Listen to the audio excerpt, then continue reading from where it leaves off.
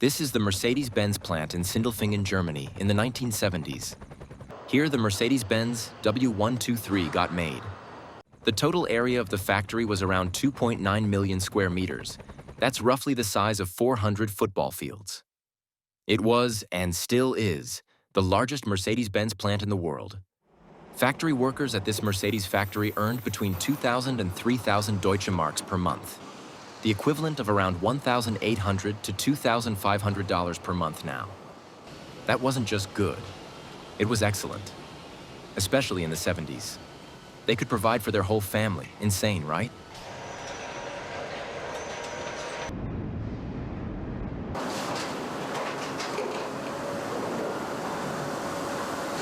Every car started right here, where the workers put steel into giant machines. This part of the factory was, as you can hear, incredibly loud. These machines would press down with incredible force, sometimes over 1,000 tons. And out came the body parts of the car. At its peak, over 30,000 people worked at this Mercedes plant. Around 22,000 of them were hands-on, right there on the assembly line. These weren't just workers, they were craftsmen. Many stayed with Mercedes their entire lives. They'd wake up, drink coffee, take their uniforms, and walk into a plant that was known across Germany as one of the best places to work. Workers began by assembling the car's floor, sides, and roof. They had to be very careful. If just one part was off by a few millimeters, the whole body could end up crooked. Mercedes didn't allow mistakes like that.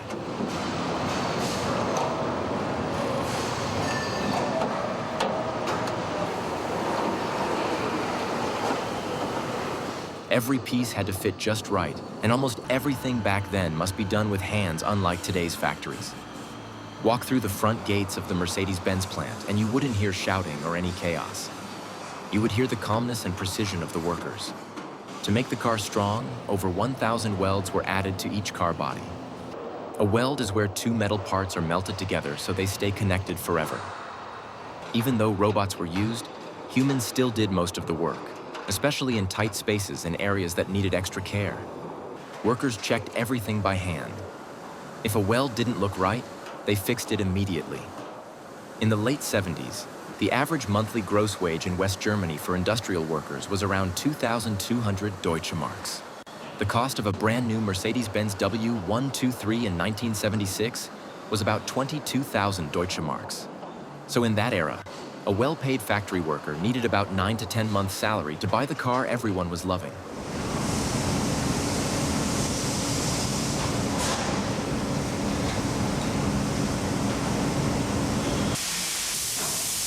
After the welding was done, workers checked the body carefully for any problems or mistakes. If something didn't look right, they fixed it right away. The car couldn't move to the next step unless everything was perfect. That's how Mercedes did things. This part of the process also helped decide how safe the car would be. The W123 had extra strong roof pillars, floor panels, and door frames. These parts were made tougher than usual to protect passengers in a crash. Back then, safety features like airbags were rare, so the body had to be solid.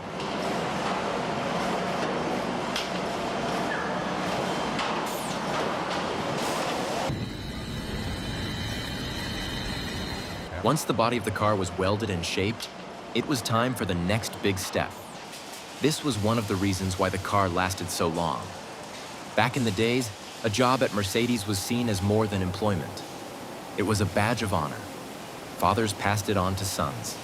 People bragged about it at family dinners. In a world that was starting to shift toward automation and mass production, Mercedes still believed in the human touch, and that made a difference you could see in the cars. In the 1970s, Mercedes was one of the first car manufacturers who didn't take any shortcuts. The car's body was lifted up by a special rail system and moved into a large chemical bath. It was fully dipped into a liquid that stopped rust from forming. This liquid got into all the small spaces, even areas people couldn't reach. That dip made sure the steel wouldn't rust from the inside out. Today, many factories still do rust protection, but it's often done faster, and some cheaper brands use thinner coatings. Back then, Mercedes did it the slow and careful way. That's why even today, many W123s still don't show rust.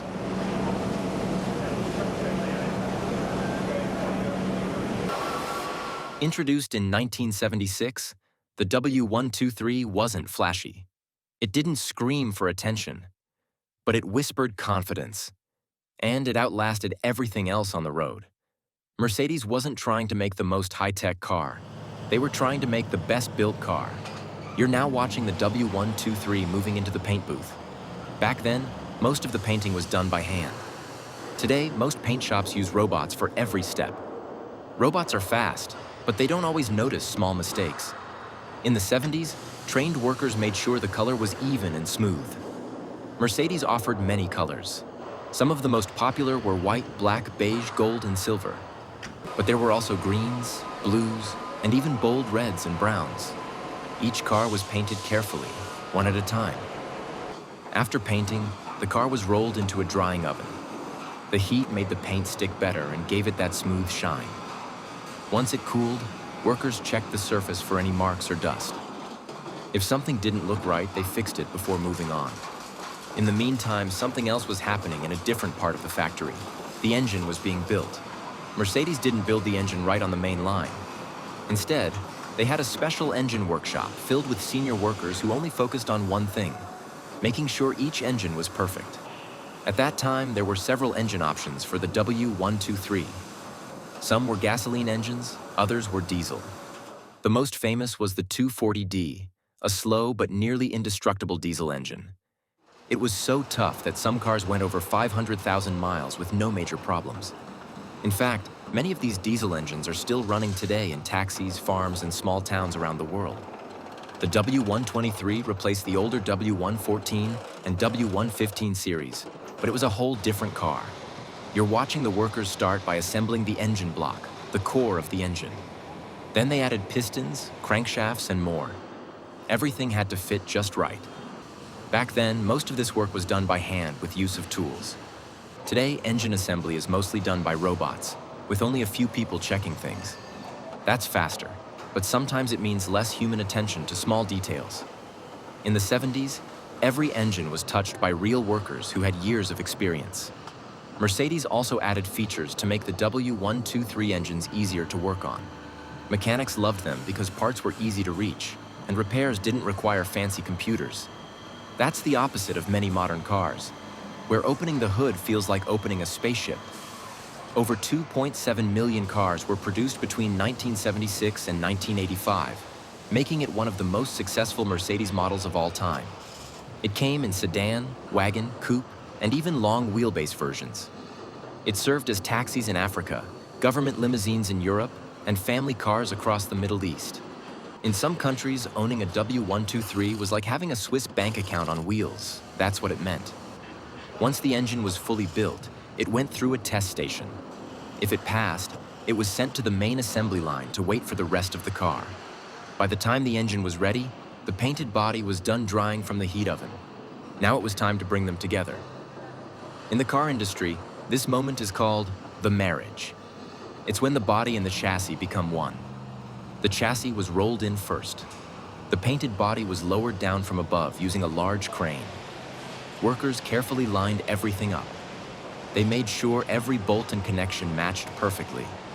This step had to be done slowly. If even one wire or pipe wasn't connected properly, the car wouldn't work later on. That's why workers double-checked everything as the body was placed on top. Back then, this was done by a small team of skilled workers. Today, in modern factories, this step is done almost completely by robots.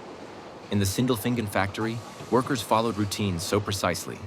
The assembly lines were in no rush, no noise, just progress, one car at a time. There were rules. Each station had a checklist. Workers were assigned specific steps, often doing the same thing hundreds of times a day. But here's the thing, they didn't complain. Because they had a fantastic job. You're seeing that the Mercedes star was added to the front grille. They were a sign of pride. Every car had to look sharp and finished. To give you an idea of how much time went into making the car, every car was only just done after about 40 to 50 hours. Compared to today's factories that build cars in 20 to 30 hours, the W123 took more time because much of the work was done by hand. You're now looking at the interior being installed. Mercedes offered different seat options. Each seat was heavy and firm, made to last for years without sagging or tearing. Workers installed the back seats first, then the front seats. Every part was fitted carefully by hand. Modern car interiors are often snapped together quickly by machines. But in the 1970s, it was real hands doing the work. While other factories were cutting corners, Mercedes was doubling down on durability. No plastic junk. Even the dashboards were made from premium materials. You're now looking at the most important step, the leak test. The whole car was placed in a special room and sprayed with water, almost like a car wash. A worker sat inside with a flashlight, checking every corner for leaks. If even one drop of water came in, they fixed the problem. Then came the big moment, the first engine start. Workers turned the key and listened closely. Was the engine smooth? Were there strange noises or vibrations? They checked the exhaust, the temperature, and how the engine responded when revved. After that, the car was rolled onto a special machine called a dyno. This machine let the car drive while it stayed in one spot so workers could exactly check the car. There were slogans on the walls like "Nur das Beste," translated to "Only the best." People didn't just clock in, they cared. Because they knew that once a W123 rolled out of the factory, it had a reputation to uphold. Outside the Sindelfingen plant, there were huge parking lots filled with new cars. Each one was lined up, waiting to be loaded onto trucks or trains. From there, the W123s were shipped across Germany, Europe, the Middle East, Africa, and even North America. In some countries, they were sold as luxury cars. In others, they became taxis, government cars, or family vehicles. No matter where they went, one thing was the same. People wanted the car. The W123 quickly built a reputation for being one of the most reliable cars ever made. Owners praised its simple design, strong body, and long-lasting engine. Taxi drivers in Africa were known to drive their W123s for over 500,000 miles, often on rough roads with basic tools. The cars just kept going. In fact, even today, you can still see W123s being used in places like Morocco, Egypt, Greece, Germany, and Turkey. It was the way Mercedes trained its workers, the time they took, and the care they put into each car. Even the way the parts were designed made a difference. The W123 was built so it could be repaired easily. Mechanics could replace parts without needing special tools or computer systems. This made the car easy to fix in small towns, deserts, or anywhere with basic garages. In a world where many cars lasted 8 to 10 years, the W123 could go 30 years or more. And some still aren't finished. But if the Mercedes W123 was so good, so reliable, and so loved, then why don't they make cars like that anymore?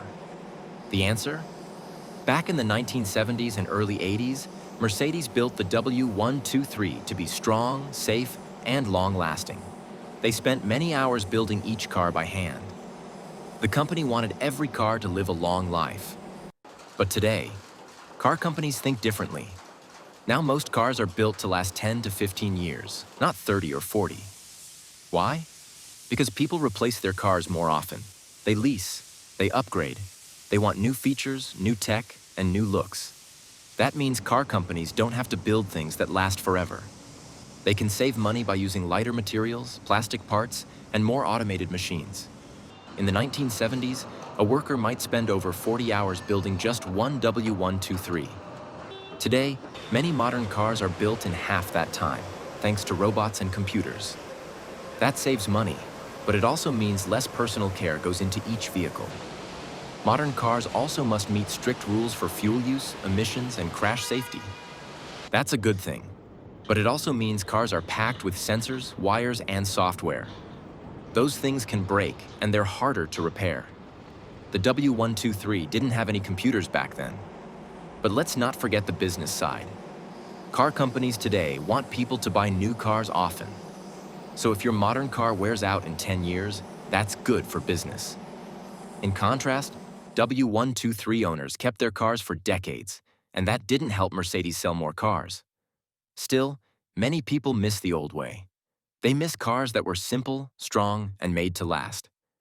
The W123 is a reminder of a time when quality came first. Before speed, before gadgets, before profits. That's why cars like the W123 aren't made anymore. So, after everything you've seen about the car, you might be wondering, can I still buy one? And how much do they cost today? The answer is yes. You can still buy a Mercedes-Benz W123. But prices vary a lot, depending on condition, model, and location. Let's break it down. A basic W123 that runs but needs work might cost you around $5,000 to $10,000. These are usually high-mileage cars with faded paint or worn-out interiors. They may not be perfect, but they're still strong underneath.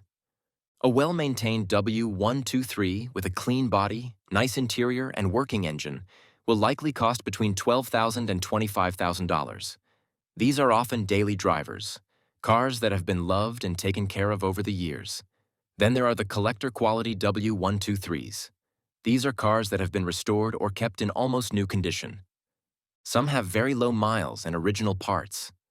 These can sell for $30,000 to even $50,000 or more. Especially rare models like the 280E, 300D Turbo, or station wagons with third-row seats. Here are some of the best places you can find them. In Germany, Self. This is where most W123s were sold and still survive today. Some of the best examples are still in German garages, often owned by older people who kept them clean and original.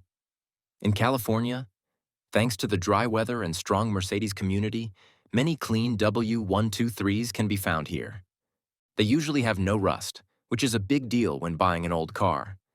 You can also try sites like Bring a Trailer, Hemmings, Classic.com, or Autoscout24. Sometimes you can also find a W123 in excellent condition sitting quietly at a small car show or inside a specialist garage. These aren't always cheap, but they're usually worth it. Before buying, always check for rust, engine health, and interior wear. Even though the W123 is tough, time can still take its toll. A proper inspection can save you a lot of trouble. So yes, the W123 is still out there. A car that was built with care, made to last, and still turns heads today. The only question is, would you buy one? Let me know in the comments.